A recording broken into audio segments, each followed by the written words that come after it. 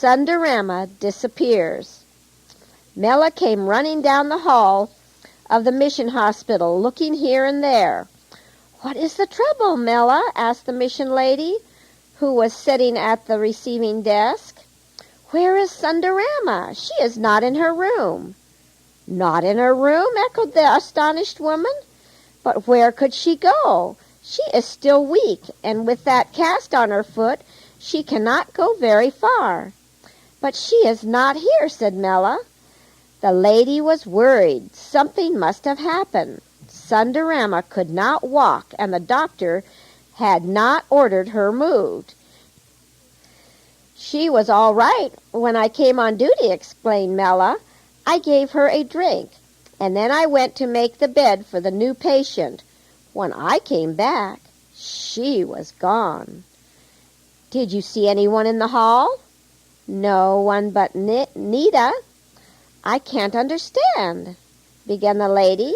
Then she turned and went to find the doctor. On the way, she met Nita in the hall.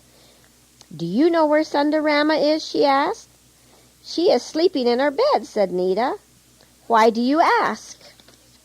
"She is not in her bed. She is not in her room." Nita ran to look. "She is gone," she exclaimed. "Some animal must have taken her out of the window. The netting is broken." There was a state of excitement in the hospital, and the doctor was concerned. "It must have been her stepfather," he said to his wife. There were no animal tracks beneath the window, but there were prints of a man's bare feet in the soft mud. "What can we do?" asked the mission lady. "Nothing," he replied. He had hoped to accomplish a definite work, but now it might be that his efforts for the girl were all in vain. Later in the morning, 2 village officials brought Sunderamma back to the hospital. "We found her stepfather carrying her home in a blanket," they told the doctor. "She was struggling and crying, so we stopped to investigate whether you had released her to him.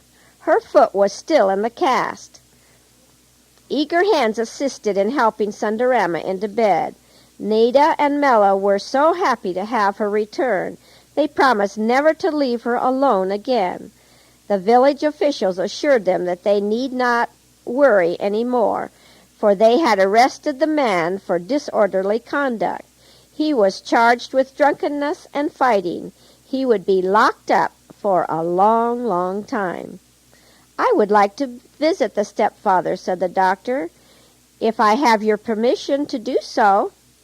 The village officials were surprised, but they granted their permission to visit the man in the jail. The doctor found Sunderamma's stepfather in a pitiful, pitiful condition. The poor man did not have many hours to live. The doctor talked earnestly with the man. He told him about the loving Father in heaven and how he gave his only Son to save sinners. "It is too late for me now," said the man between spasms of pain and agony. "I know I will not live long. God would be happy if you would give your heart to Him in these last moments of your life. He will forgive your sins if you are truly sorry, for He loves you very much." For several minutes the doctor waited as the man became calm. Then he asked, "Shall I pray for you, my friend?" The man nodded, and the mission doctor prayed. When the prayer was ended, the man reached out a trembling hand and grasped that of the doctor. "I want him to love me. I want him to save me.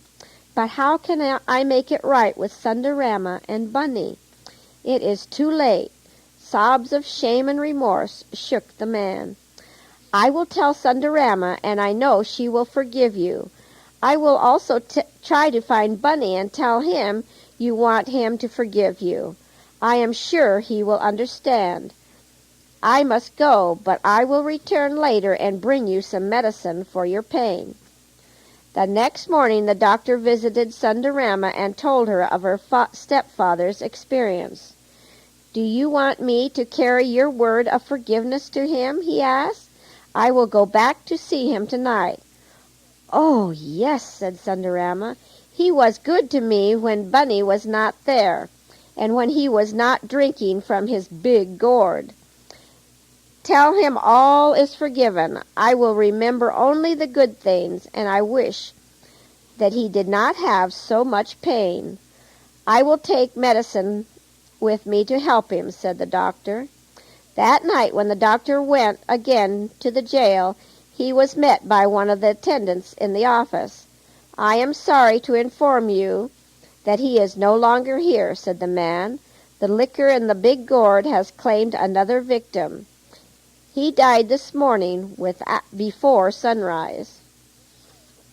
The doctor made many inquiries before locating Bunny, but the old man had gone to another village, where he had married a native woman about his own age.